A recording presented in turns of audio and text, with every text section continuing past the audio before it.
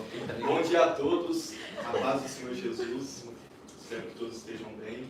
Para quem não me conhece, meu nome é João Paulo, eu sou missionário, tenho 22 anos. Eu conheci Jesus ali aos meus 13 anos. Eu já conheci Jesus porque minha mãe falava muito sobre Jesus comigo. Só que eu tive um encontro verdadeiro com Jesus quando eu tinha uns 13 anos mais ou menos, entre 12 e 13 anos. E durante a minha vida eu fui me aproximando de Deus, teve momentos também que eu acabei me esfriando na fé, mas graças a Deus, Deus me firmou nele, em sua palavra. E atualmente eu estou em missões no Chile, numa cidade que chama Temuco, tem uma base missionária que chama Cucum Palavra Viva, e eu estou servindo nessa base, graças a Deus. E hoje nós vamos falar de um assunto que é muito importante para o nosso espírito. Mas, primeiramente, vamos estar orando. Amém? Meu Deus, meu Pai, eu te agradeço pela tua graça, a tua misericórdia, e peço, Pai, que seja o Senhor falando conosco. Seja o Senhor, Pai, nos edificando, nos fortalecendo pela tua palavra. Seja o Senhor nos ensinando, Pai, a como te adorar de fato, Pai, e a como te servir, Pai, da maneira que te agrada. Eu te agradeço por esse dia e peço, Pai, conduz essa pregação, que não venha ser eu que venha estar falando, mas venha ser o Senhor, Deus, falando através de mim. Em nome de Jesus. Amém. Então, hoje vou estar falando sobre idolatria. Alguns de vocês sabem o que é idolatria? Vocês já pararam para pensar o que é idolatria de fato? E eu gostaria de fazer uma pergunta. Você já se sentiu distante de Deus mesmo fazendo o que é certo? Eu vou estar lendo um texto que está em Êxodo 32, versículo 4, que diz: essa passagem vai nos dizer que o povo de Deus, em determinada situação, fizeram um bezerro de ouro para adorar. Só que isso foi uma idolatria. Mas vamos tentar entender um pouco sobre o povo de Deus. Deus, ele escolheu um homem chamado Abraão, que depois, na sua posteridade, Deus começou a multiplicar a sua descendência. E esse povo passou a ser escravizado no Egito por muitos anos. E acontece que no Egito havia muita idolatria. No Egito havia muitas práticas que eram erradas, que eram contrárias àquilo que Deus nos ensina.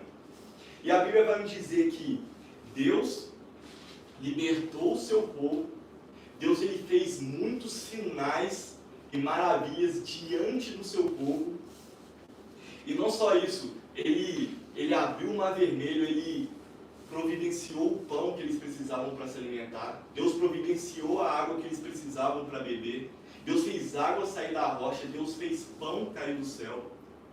E o povo, ele vendo essas maravilhas, eles chegaram em um momento que cometeram esse grave pecado. Mas vamos entender o porquê que o povo cometeu esse grave pecado. A Bíblia vai nos dizer que havia um certo líder que liderava esse povo.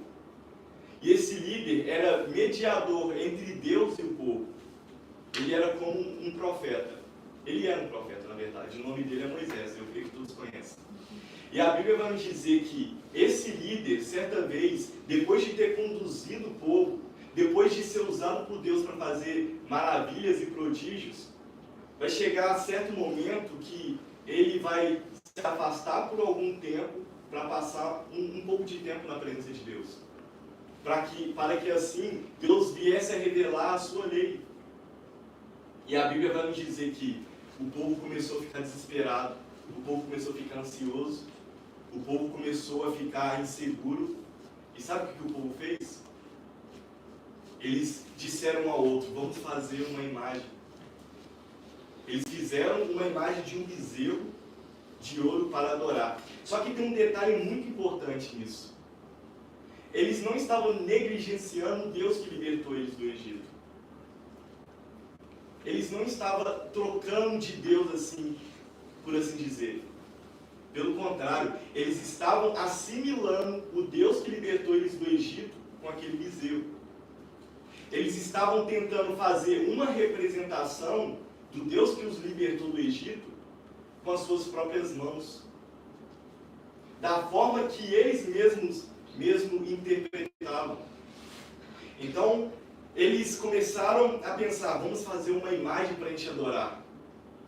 O nosso líder não está aqui. Vamos fazer uma imagem. E conforme as suas próprias interpretações sobre Deus, eles fizeram um bezerro. Eles fizeram essa imagem. Vamos ver um detalhe muito importante.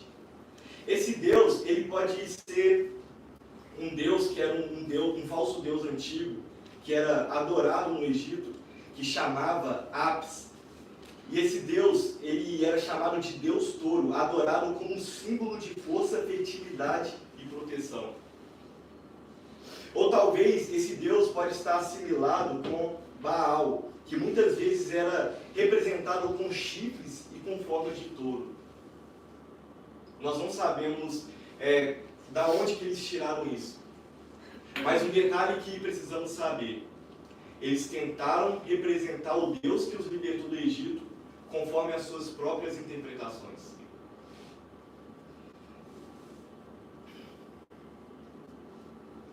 Então, uma coisa muito importante que precisamos entender aqui. Vamos supor que isso daqui é uma imagem e eu passo a adorar essa imagem.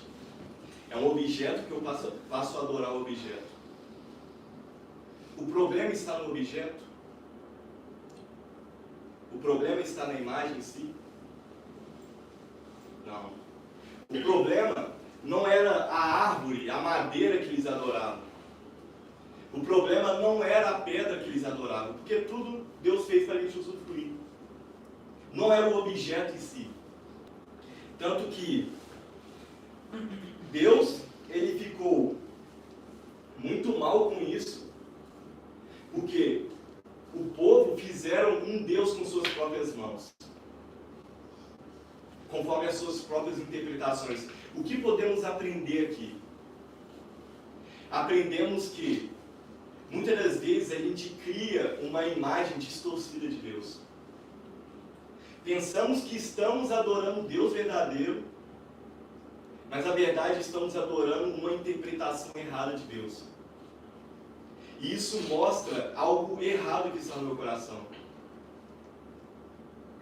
que é o meu orgulho,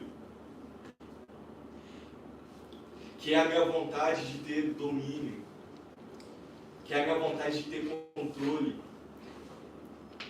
Eu quero criar um Deus com as minhas próprias mãos, segundo a minha própria interpretação. Tanto que a adoração que eles faziam, a idolatria que eles cometiam, tanto com Baal, porque a Bíblia vai nos dizer que depois eles passaram a idolatrar Baal diretamente, como vai dizer em Juízes 2, do 11 ao 13. Eles começaram a adorar Baal porque Baal prometia fertilidade, prometia força. Eles queriam um Deus para barganhar, para buscar suas próprias vontades, os seus próprios desejos. Enquanto o Deus de Israel, o verdadeiro Deus, ele tinha uma lei. E essa lei era o seguinte: você tem que amar o seu próximo. Você tem que amar o próximo como a si mesmo. Mas o povo queria ser egoísta. O povo amava o orgulho, sendo que egoísmo é contrário de amor.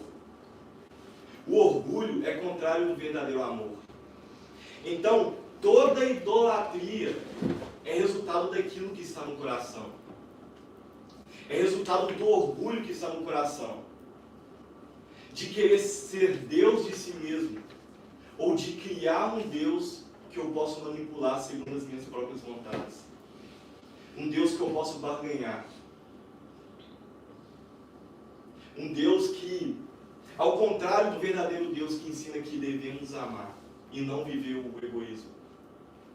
Que devemos dar aos outros aquilo que gostaríamos de receber, ao invés de buscar a minha própria vontade. Então, toda idolatria, se eu olho para algum objeto ou para alguma pessoa e passo a idolatrar, é porque eu estou buscando a minha própria saciedade. Não é um amor. Amar não é o mesmo que idolatria. A Bíblia fala que entre os irmãos devemos ter um fervente amor. Nós devemos amar a criação de Deus. Nós estamos amando uns aos outros. Nós estamos amando de verdade. Mas idolatrar é quando eu olho para algo, quando eu olho para alguma pessoa e penso que é amor, mas na verdade é um egoísmo. Você tem que fazer aquilo que eu quero, você tem que fazer aquilo que me agrada, você tem que preencher o vazio que está no meu coração. Eu quero te manipular. Você é o meu Deus, eu quero manipular segundo a minha própria vontade. Então, toda idolatria é resultado do orgulho. Na verdade, todo pecado que cometemos é resultado do orgulho no nosso coração. E eu gostaria de fazer uma pergunta para vocês. Vocês têm idolatrado alguma coisa? Vocês têm adorado algo ao invés de Deus? Responda para si mesmo. Porque toda idolatria está ligada ao egoísmo, ao orgulho. Quando eu penso só em mim mesmo. Tanto que o povo de Israel, a Bíblia vai nos dizer em Isaías 58, que o povo estava jejuando, o povo estava buscando a Deus nas suas práticas religiosas e buscando só a Deus, o único Deus verdadeiro.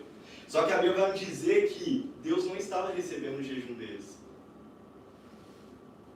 Porque o povo estava adorando um Deus verdadeiro, mas com uma interpretação errada, segundo as suas próprias vontades.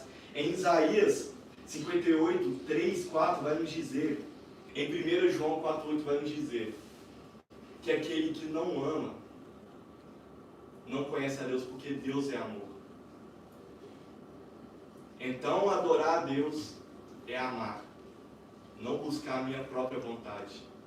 Não basear a minha religiosidade no meu ego.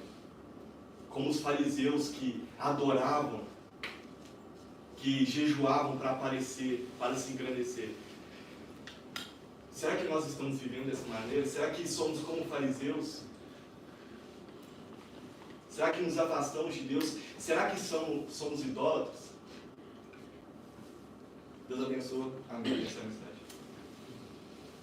Glória a Deus. Deus abençoe. Cadê? Olha, Assim, é porque passa do minuto. não importa. Meu Deus e meu Pai, eu te agradeço por essa manhã, te agradeço pela tua palavra. E eu peço, Pai, que seja o Senhor, Pai, nos ajudando, Deus, a adorar somente a Ti. A basear nossas vidas, Pai, em fazer a Tua vontade. Que venhamos buscar preenchimento em Ti, no Teu amor, para que assim possamos transbordar o verdadeiro amor na vida dos outros. E que nós não venhamos andar no orgulho, no egoísmo, que nós não venhamos pensar em nós mesmos. Que nós não venhamos criar deuses para que a gente possa manipular, para que a gente possa barganhar, mas que venhamos adorar somente a Ti, submeter a Ti, como o único Senhor, vivendo a Tua vontade e não a nossa própria vontade. Em nome de Jesus, amém.